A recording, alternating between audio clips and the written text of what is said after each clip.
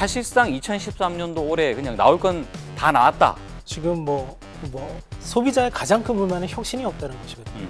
삼성이 뭐 시계도 내고 뭐 이것저것 냈어요. 맞습니다. 근데 뭐 반응이 이제 유일하게 이제 하나 남았는데 일단 가장 큰 소식은 MS가 노키아를 인수했습니다. 그리고 또 펜텍 이야기를 안 할 수가 없는데 네네. 어떤 게 나올지 한번 보죠 뭐. 소셜 플랫폼상에서 이슈가 되고 있는 것을 하나 꼭 집어서 다양한 이야기를 한번 알아보는 시간입니다. 소셜리티. 우주에 공장이라도 차릴 작정인가요? 제가 또 다른 여인을 위해서 뭐 이렇게 뭐 구매를 했던 흔적이 잘못 눌렀는데 보게 된 거야.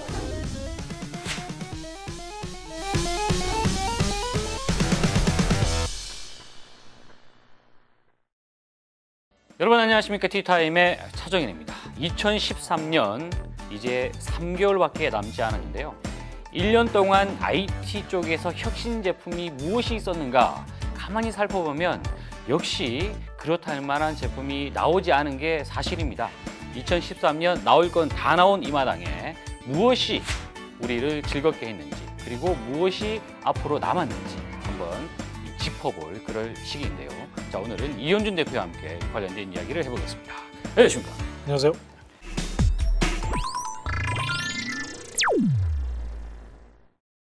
자, 이 대표님, 이 얼마 전 이제 뭐 애플의 키노트를 끝으로 네. 사실상 2013년도 올해 그냥 나올 건 다 나왔다. 뭐 이렇게 봐도 되지 않습니까? 자, 먼저 삼성을 살펴보면 그 IFA 행사 직전에 열린 언팩 행사를 통해서 갤럭시 노트 3, 갤럭시 기어, 그리고 갤럭시 탭 10.1 2014년 에디션을 선보였고요. LG 같은 경우에는 입하 직전에 G2를 먼저 선보였기 때문에 그렇죠. 이번에 그 행사를 통해서는 G패드 8.3이라고 하는 오랜만에 태블릿을 내놓았고요. 그리고 애플은 아까 말씀하신 것처럼 9월 10일에 그 키노트를 통해서 아이폰 5S 그리고 아이폰 5C 이 두 모델을 선보였고요. 네. 그리고 그 상반기에 발표되었던 iOS 7을 그 9월 18일부터 다운로드를 시작을 해서 크게 큰 반응을 인기를 얻고 있습니다. 그리고 이제 또 대표적인 제조사는 아니지만 이제 쇼핑몰 유통기업인 아마존에서 그 언론사 워싱턴 포스트를 인수하는 것은 물론 킨들 신작인 킨들 파이어 HDX, HD를 선보였습니다. 자, 어찌됐건 일단 우리가 또 주목할 거는 주목을 해봐야 되겠죠. 네, 먼저 이 삼성이 뭐 시계도 내고 뭐 이것저것 냈어요. 맞습니다. 근데 뭐 반응이 글쎄 뭐 잘 모르겠어요. 이거 어떤 겁니까? 맞습니다. 가장 뭐 올해 두각을 나타내면서도 실망스러운 기업이라고 한다면 역시 삼성이라고 이야기할 수 있을 것 같고요. 그 말씀하신 그 시계용 제품이 바로 갤럭시 기어라는 제품이고요. 네. 자, 뭐 1.63인치 OLED 디스플레이에 73g의 무게를 갖고 있는 시계용 제품인데 지금 뭐 우리 차 기자님이 착용하신 것 같은 이전에 나와 있던 스마트폰 주변 기기 범주에 지나지 않았던 것이죠. 그 물론 이제 자체 앱스토어를 등용을 해서 자체 앱을 70개까지 준비를 하겠다라든가 그다음에 보이스 인식 기능, S보이스를 탑재해서 음성으로 인식이 된다든가 제가 가장 주목하는 기능은 사실은 카메라 기능이거든요. 카메라 기능을 이제 스트랩에 시계줄에 달려 있더라고요. 내장되어 있다는 것은 참 칭찬할 만한 것인데 뭐 화질도 그렇게 좋지도 않은데 너무 비싼 거 같아요. 특히 뭐 국내에서는 해외보다 좀 더 비싼 39만 원대로 나거든요. 그래서 아직까지는 그냥 잘 만든 스마트워치 주변 기기에 지나지 않는다. 자, 노트는요? 자, 노트 3는 이전에 그 히트작이었던 갤럭시 노트를 그대로 있는 제품인데요. 그 화면 디스플레이를 더 크게 할 수 없다 보니 6인치는 넘지 못했습니다. 그래서 5.7인치로 나오게 됐고요. 이번에 스냅드래곤 국내 버전은 스냅드래곤 800으로 나오게 되고요. 이외에 뭐 S펜을 활용한 다양한 기능이라든가 앱들을 좀 추가한 마이너 체인지 모델이라고 할 수 있습니다. 역시 뭐 전작에 비해서 뭔가 확 달라진 느낌은 없죠. 사실 뭐 애플이라고 특별히 다를 거냐라고 하면 저도 사실은 그냥 미지근한 느낌이에요. 애플 이야기 좀 해주시죠. 네, 그 9월 10일에 발표된 그 신작들이 있는데요. 먼저 아이폰 5S는 그 기존의 아이폰 5의 폼팩터를 그대로 따릅니다. 그 폼팩터는 그대로 두고 A7이라고 하는 모바일 최초의 64비트 프로세서. 그 외에는 이제 가장 먼저 뭐 카메라 기능 정도이고요. 카메라에서 이제 센서가 좀 커지고 좀 더 좋아지면서 화질이 좋아지고 그리고 동영상 모바일로선 최초로 120프레임 촬영이 가능해졌습니다.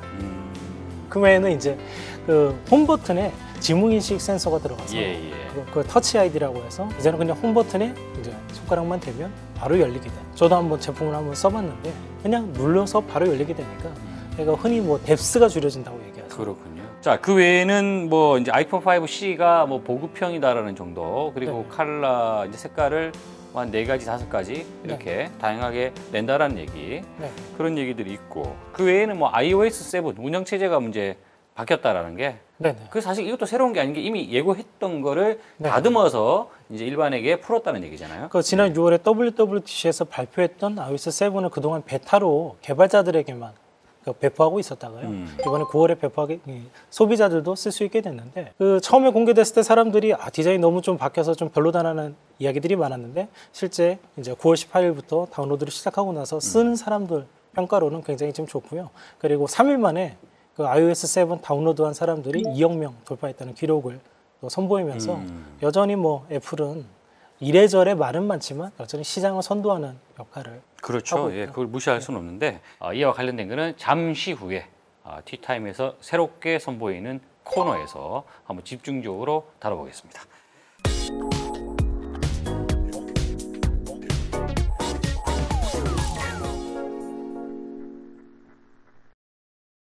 그리고 말이죠, 애플 네. 이제 유일하게 이제 하나 남았는데, 아이패드 이야기를 하면서 아이워치, 뭐 iTV, 뭐 스마트 TV, 뭐 이런 이야기를 할지 안 할지 관심인데 어떻습니까? 일단 10월 중에 아이패드 키노트를 통해서 아이패드 신작들을 발표할 것은 알려지고 있고요. 네. 그래서 아이패드 5세대 제품과 아이패드 미니의 2세대 제품이 이 행사를 통해서 발표될 것으로 알려지고 있고요.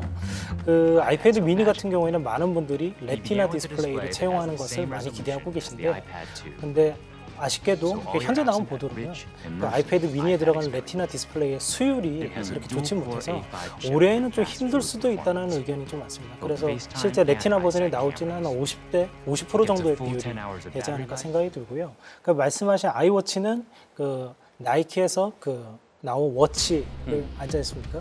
그걸 제작한, 퓨어리라고 하죠. 그 제품을 제작한 디자이너를 애플이 영입하기까지 했어요.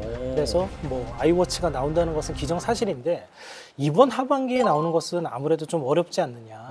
그 TV 같은 경우에도 지금 뭐 예전부터 그 완제품 TV를 내놓는다는 소문은 있었습니다만, 그것보다는 그 애플 TV라고 하는 스테탑박스 형태의 제품이 올해 이번에 신버전의 10월 달에 같이 선보이지 않을까. 삼성도 마찬가지인데, 삼성도 이제 하나 남았어요. 네. 그 갤럭시 노트 3에 네. 이 곡면 디스플레이를 채택한다라고 하면서 왜 자꾸 휘어지는 디스플레이라고 얘기를 하는지 모르겠어요. 휘어지지 않잖아요. 맞습니다. 네, 어떤 겁니까? 일단은 그 삼성 자체에서 OLED를 제조하지 않습니까? 삼성 디스플레이에서 제조를 하고 있고, 그 이미 어느 정도 그 휘어지거나 어쨌든 구김 그 플렉서블한 디스플레이는 이야기를 했거든요. 근데 그게 좀 의미가 없는 것이, 디스플레이는 휘어지더라도 안에 있는 부품들은 휘어질 수가 없거든요. 그래서 그 노트 3도 아마 나오기는 할 텐데, 그건 그냥 탑재를 했을 뿐이지 제품 자체가 휘어진다는 의미는 아직은 아니에요. 그렇죠. 그렇기 네. 때문에 좀 제발 좀 한 5년 정도 뒤에 일어날 일을 네. 지금 일어나고 있는 듯한 그렇게 표현을 하는 거는 좀 무리가 있지 않나. 어떤 게 나올지 한번 보죠, 뭐. 네. 그렇습니다. 자, 삼성과 애플을 제외한 나머지 네. 정말 또 이 엄청난 경쟁을 하고 있잖아요, 사실은. 맞습니다. 그쪽 이야기도 궁금합니다. 일단 가장 큰 소식은 MS가 노키아를 인수했습니다. 마이크로소프트가 노키아를 인수했다. 왜 했을까요? 뭐 MS 그 윈도우 폰 시장이 워낙 뭐 그 상황이 좋지 않다 보니까 잠시 한눈을 팔기 시작했거든요. 그 눈치챈 마이크로소프트가 노키아를 냉큼 인수해버렸습니다. 그러면 이제 본격적으로 한번 이 폰을 네네. 만들겠다. 그렇죠. 그 지금 같은 상황에서는 마이크로소프트는 어쨌든 잘한 선택으로 보이고요.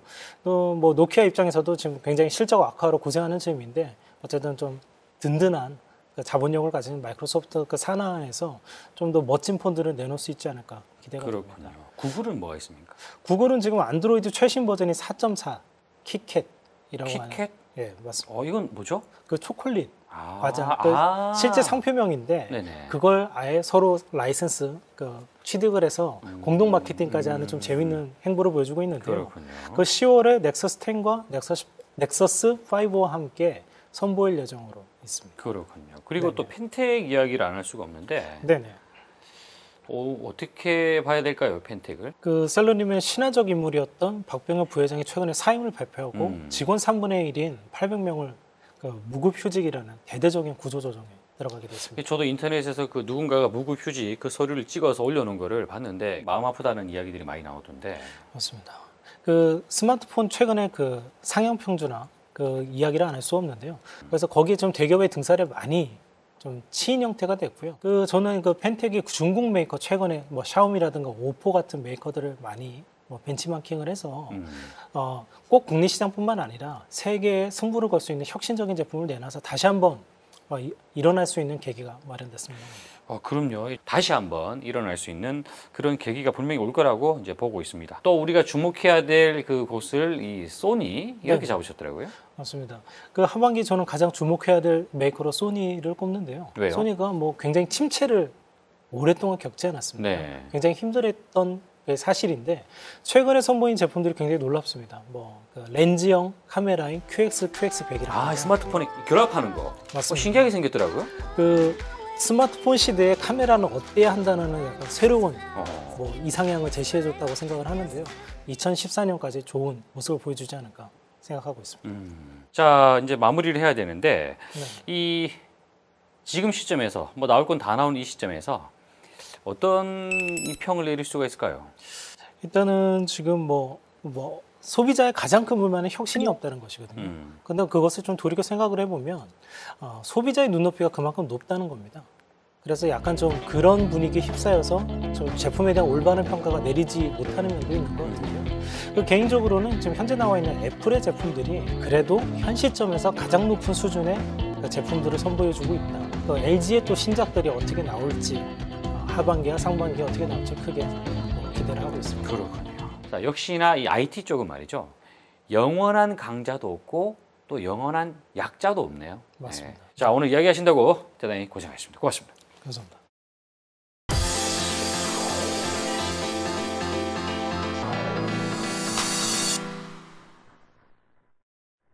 안녕하세요. 한 주간의 IT 이슈를 정리하는 위클리티 시간입니다. 여러분 24시간 티타임만 나오는 K플레이어 채널 많이들 보고 계시죠? 자, 그럼 오늘의 첫 번째 이슈부터 시작해 볼까요? 휴대전화 요금 낼 때마다 아깝다는 생각 한 번쯤은 하게 되는데요. 이 마음 10분 발휘해서 안 내고 버티는 얌체족들이 있다고 합니다.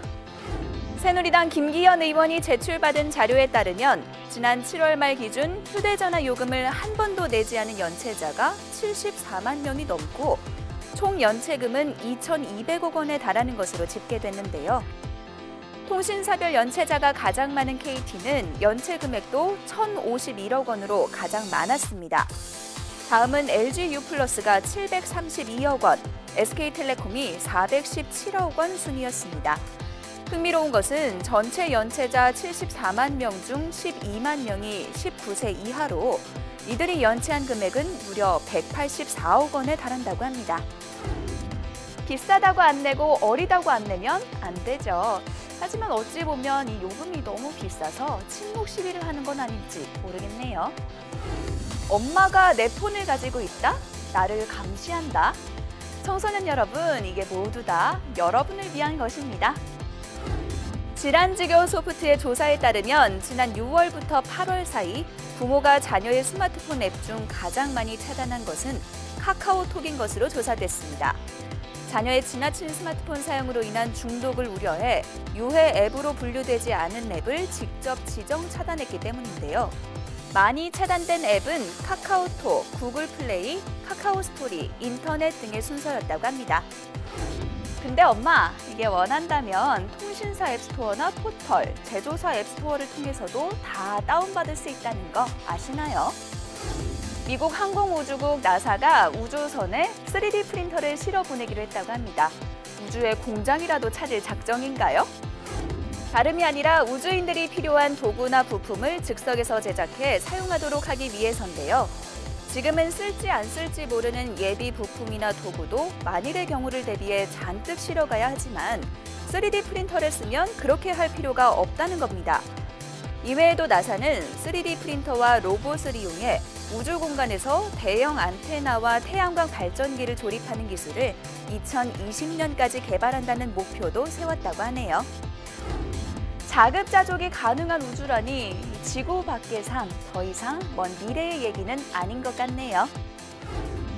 여러분의 스마트한 생활을 위해 위클리티 다음 주 더 알찬 소식으로 찾아오겠습니다.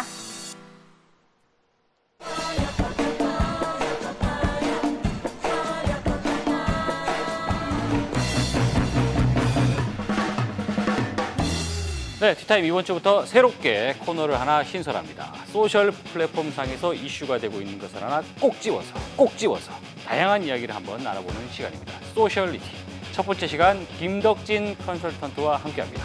안녕하십니까? 안녕하세요. 자, 오늘 우리가 첫 번째로 나눌 이야기가 이 장안의 화제, 뭐 감히 그렇게 표현할 수 있을 것 같은데 이 iOS 7 애플의 새로운 운영체제죠. 예, 그거에 대해서 한번 이야기를 해보려고 하는데 네. 자, 일단 그 SNS 상에서 어떤 반응들이 있습니까?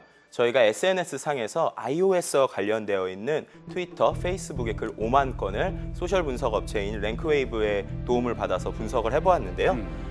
iOS 7과 관련되어 있는 이야기들을 남녀의 성비로 볼 때 한 7대3 정도로 역시나 남자들이 많은 이야기를 했고요.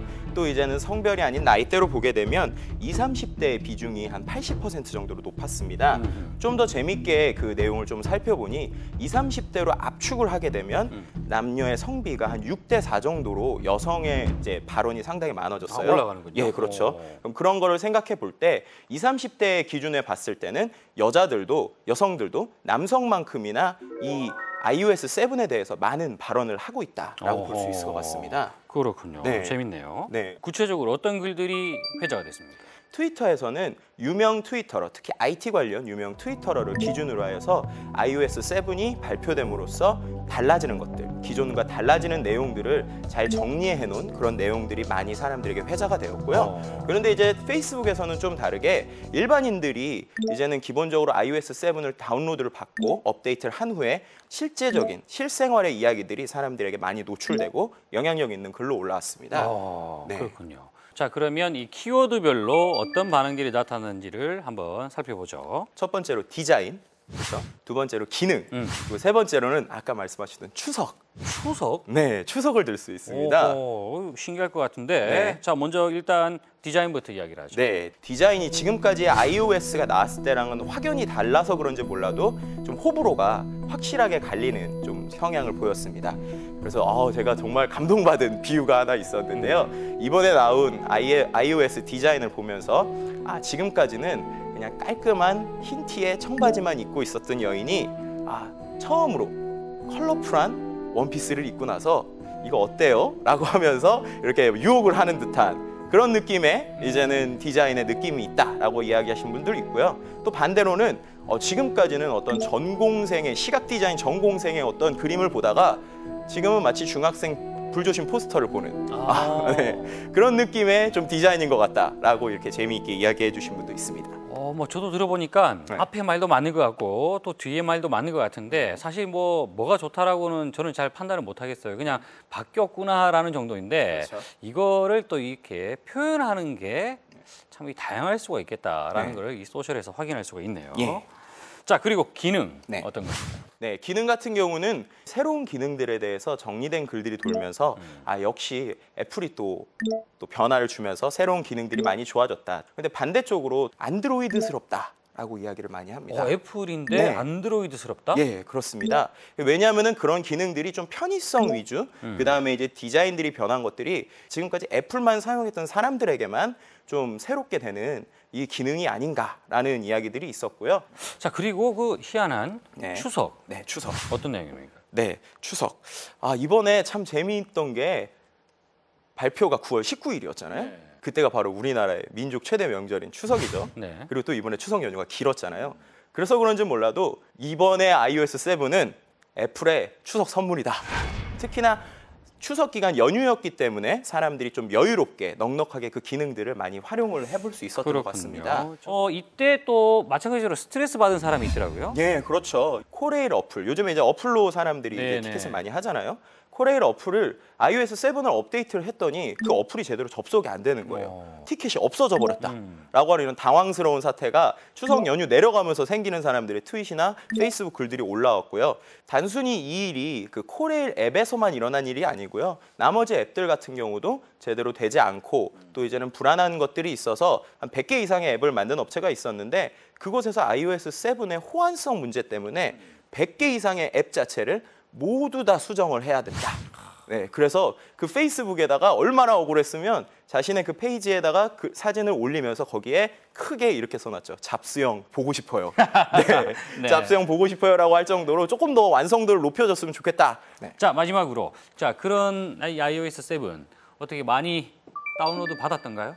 네. 그러한 지금의 이야기와 같이 되게 호불호가 많이 갈리고 있는 상황임에도 불구하고요. 현재 통계로 전체 iOS를 사용하고 있는 모든 디바이스의 60% 이상이 이미 iOS 7으로 바꿨다고 합니다. 엄청난 거죠? 충성 고객들이 많네요. 네, 그렇죠. 그 한번 이제 재미삼아 애플이 1 더하기 1은 3이다라는 식으로 전 세계에 뿌려버리면 사람들은 아무 생각 없이 눌러버리겠군요.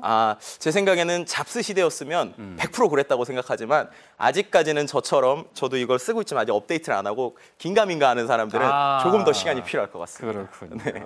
자, 어쨌든 이 하나의 어떤 그 뭐 이슈에 대해서 소셜에서는 이런 의견 저런 의견 참 다양한 의견들이 많이 있어요. 네. 그 중에서 정말 그 의미 있는 어떤 내용들을 짚어내는 거 그것도 참 우리가 이 방송에서 한번 다뤄줄 필요가 있다라고 해서 시작을 했는데 네. 오늘 이야기를 들어보니까 재밌는 이야기들이 많이 있군요. 네. 예, 자, 재밌는 이야기 하신다고 고생하셨습니다. 고맙습니다.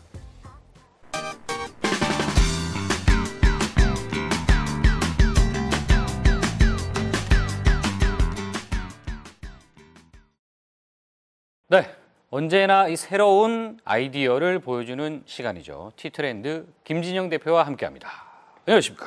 안녕하세요. 반갑습니다. 네, 자 오늘은 어떤 아이디어를 준비해 주셨습니까? 네, 첫 번째 비즈니스 모델은 그 타두라고 하는 독일의 그 스타트업 회사가 개발한 스마트 온도 조절 서비스입니다. 스마트 온도 조절 서비스다. 네.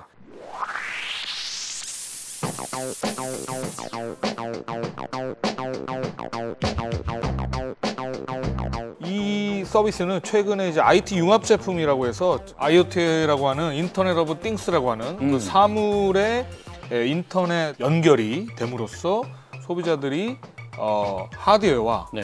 소프트웨어의 결합형 그렇죠. 서비스들을 그렇습니다. 즐길 수 있는 그런 어떤 새로운 트렌드가 형성되고 있다는 것이죠. 그래서 여기 이 스마트 온도 조절 시스템은 그러니까 기본적으로는 박스 형태로 타두 박스라고 하는 그 하드웨어가 고객한테 이제 배송이 되는 거고요. 네.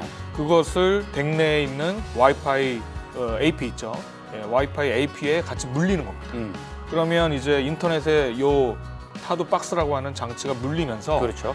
온도 이제 센싱이 이제 들어가 있어서 실내의 온도를 감지를 하는 거죠. 그래서 그 감지된 내용을 사용자의 스마트폰으로 데이터를 전송해 주는 겁니다. 앱을 통해서. 근데 우리가 스마트폰으로 밖에서 실내 온도 조절을 하는 거는 이미 많이 나와 있지 않습니까? 네, 뭐 이런 그 스마트 온도 조절 서비스는 사실 타두가 처음은 아니고요. 미국의 네스트라고 하는 서비스가 이미 나와서 투자도 굉장히 많이 받았습니다. 그 이쁘게 생긴 거죠, 기억이 네, 납니다. 네. 근데 이제 유럽 쪽에서는 많이 없었거든요. 그래서 이 독일 업체인 이 타두가 그 나오면서 최근 인기를 조금 얻고 있는 것 같고요. 그 제가 영상을 좀 보니까요. 네. 그냥 집에서 그냥 누구나 이 뭐 드라이버로 뭐 풀러서 그렇죠. 꽂고 뭐 이렇게 하니까 끝나버리더라고요. 그런 의미에서 이제 가능성이 좀 보인 것 같은데 수익 모델이 어떻게 됩니까? 수익 모델은 그래서 얘네들이 타두 박스를 렌탈을 해줍니다. 그래서 월 8.25 유로를 내면은 이제 렌탈을 받아서 본인이 이제 쓸 수 있는데 사용자들의 말에 의하면 연간 20에서 30% 정도의 난방비가 절감이 되고 있다. 우리가 이 원하지 않는 온도들이 막 설정돼 있을 때 그렇죠. 실수로 또 난방비가 많이 나갈 수 있는데 그거에 착안해서 이걸 네. 어떻게 바꿀 것이냐 해서 스마트한 기기와 연결해서 직접 내가 조절하는 서비스 모델로 네. 이제 이어갔다. 그렇죠. 자, 이렇게 보면 되겠네요. 자, 두 번째 아이템 어떤 겁니까? 자, 두 번째 아이템은 온라인 쇼핑을 하는 고객들이 과거에 자기가 쇼핑했던 경험과 히스토리를 영수증까지 다 관리할 수 있는 그런 아주 편리한 서비스라고 보시면 되겠습니다.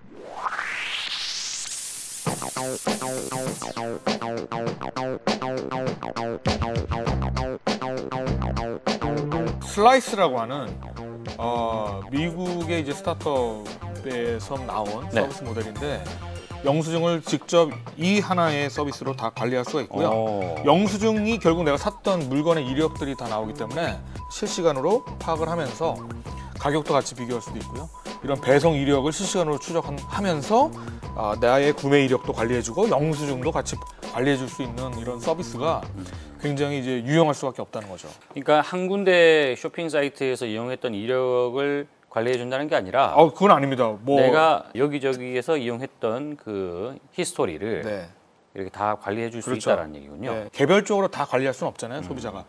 그런 데이터를 모아서 좀 다른 비즈니스도 가능할 것 같습니다. 당연하죠. 네. 그래서 제가 보기에는 이 서비스의 강점은 뭐냐면 각 개개인별로 어떤 물건들을 샀는지에 대한 이력 정보를 개인화된 어떤 서비스들을 랩컵 추천 서비스 같은 것들을 이제 해볼 수가 있겠죠. 그래서 그 얘기가 뭐냐면 결국 타겟 광고를 할 수 있을 확률이 굉장히 높은 서비스라고 보여집니다. 실제로 물건을 팔지 않고도 수익을 발생할 수 있는 새로운 형태의 서비스가 될 수 있겠죠. 자, 이거 뭐 틈새인데요.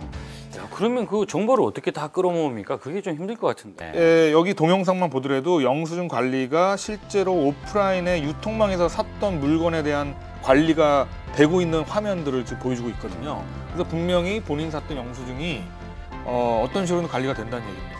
그리고 이런 경우가 있지 않습니까? 제가 평소에 제 아내에게 선물을 잘 안 해요. 뭐 화장품이든 뭐든 그런 거 잘 안 하던 사람이 제가 네. 또 다른 여인을 위해서 뭐 이렇게 막 구매를 했던 흔적이 그대로 이제 남겨진다는 거 아니겠습니까? 그거를 나중에 제 아내가 이 앱을 한번 통해서 했다가 잘못 눌렀는데 보게 된 거야. 이게 뭐야? 네. 이렇게 할 수도 있지 이 않습니까? 화장품 누구한테 준 그렇죠. 거냐 도대체. 네. 어떤 여자냐. 그렇죠. 네. 참 곤란한 그런- 상황이 발생할 수도 있겠다는 생각이죠. 그거는 굉장히 근데 거의 뭐 0.001% 정도의 그런 모르는 일이에요. 차기장님 같은 네. 분들이나 네. 발생할 수 있을 만한 확률적인 것 같고요. 소비 패턴에 대한 본인의 성향을 정확하게 또 분석해서 맞춤형으로 제공해 준다고 하는 그런 이점들이 굉장히 장점인 것 같습니다. 그렇습니다. 자, 이 살면서 내가 무엇을 샀는지 참 기억한다는 게 이게 쉬운 일은 아닌데요. 그런 부분을 또 이 서비스 모델로 네. 이렇게 차용한 그런 또 아이디어가 네, 아닌가. 맞습니다. 자, 오늘 두 가지 아이템 소개하신다고 고생하셨습니다. 고맙습니다. 감사합니다.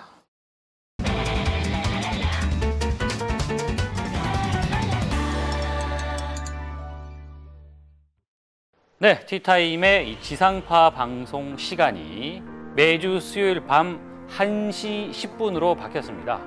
그만큼 더 많은 분들이 볼 수 있는 그런 여건이 만들어졌다는 얘기인데요. 티타임은 앞으로도 잠 못 자는 분들을 위해서 그리고 인터넷을 좋아하시는 분들을 위해서 최선을 다할 것을 약속드립니다. 다음 주에 더 좋은 이슈로 찾아뵙겠습니다. 고맙습니다.